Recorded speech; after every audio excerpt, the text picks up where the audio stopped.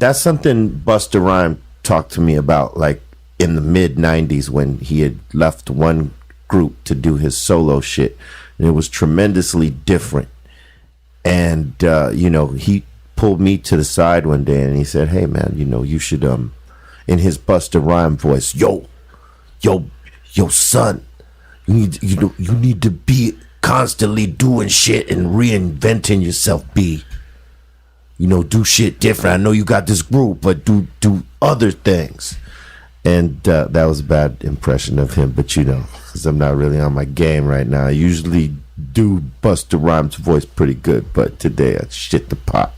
But he gave me that advice, and I kind of was hesitant at that time because I was all about Cypress Hill and said, well, this is where my 100% focus is. Why would I fuck that up by going and doing some solo shit and just doing some crazy shit when things are going so well? I was very focused, like you said. Instead of trying, having all these different things going on, I was very much all about the group. And years later, that's when I started thinking, right, well, I've done a lot of shit with the group.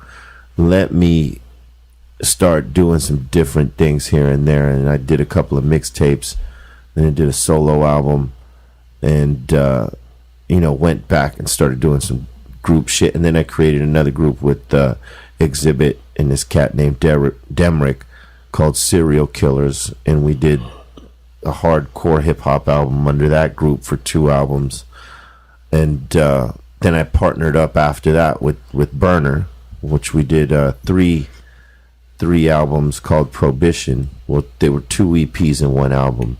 And all that while I was doing another solo album that I gave away, which was called The Prescription.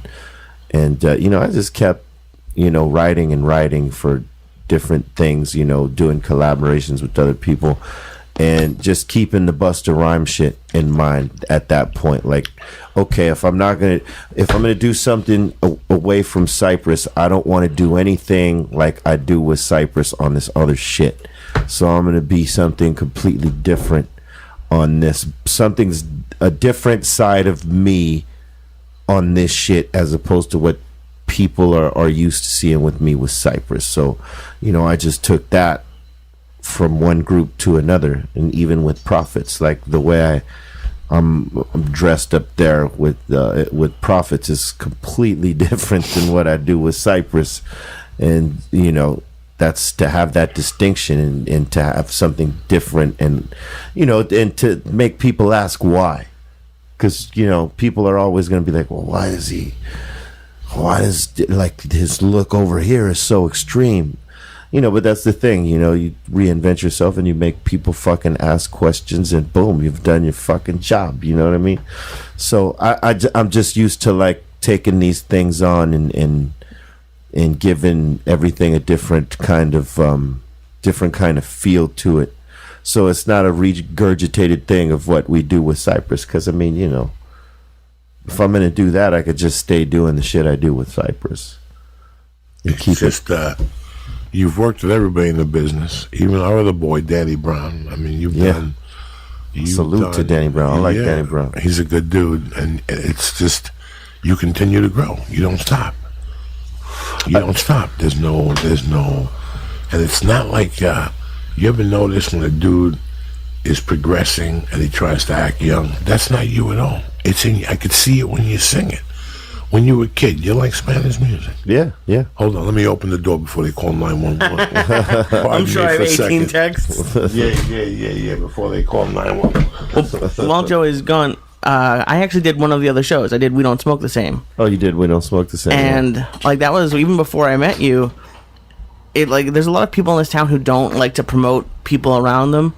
And what I really liked was E-Zone said he worked for you and like gets to do the show now. So it's like, and then our other friend Roz, dude, I've known for years. 18 months, 2 years. He's been with you for years, I'm pretty sure. So it's just nice to see people who act loyally and are nice in this town. Oh, well, when we started Be Real TV, and it was called the 420 show as opposed to the Dr. Green Thumb show. We changed it later. because, I said, fuck it. There's a lot of 420 shows. There's not a Dr. Green Thumb show on Dr. Green Thumb. Fuck it. So I switched the name, and it started maybe with 6 people, maybe less than that. I think it was 4 people. Myself, a couple of DJs, and my partner in the network, and we started off with the one show, just because I realized the importance of a platform, because I used to do a radio show on 92.3 The Beat called The Soul Assassin Show, which is different than the show that DJ Muggs does on Sirius now. But this was in the kind of late 90s, and we did some big things on the radio. So when I left radio due to politics, I was searching for a platform. The streaming became the thing, and I got into that.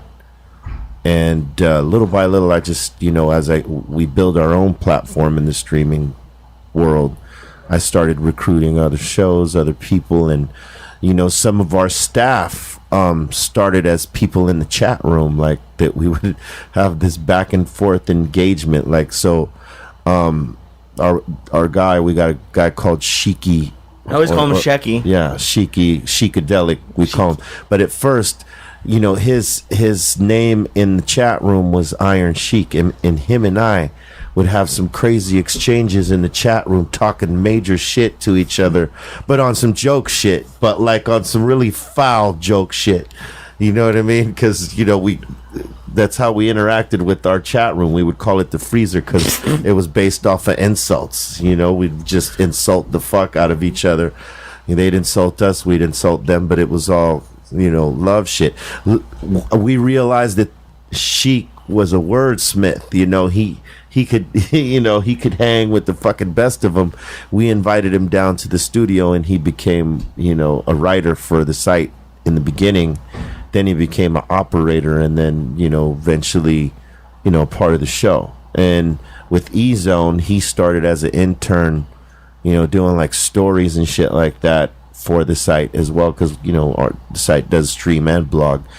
And eventually we asked him to do co-host the show with us, be up there at the table when we felt he was ready. And then we gave him his own show via the live platform and our YouTube. So we gave him 2 different shows. As he's been around, and he earned his way up. And then Roz Dude started as an intern, went into an operator position, and now he's creating content through his Alley review. So we try to step everybody up. We're going in like fucking Marines, you understand me?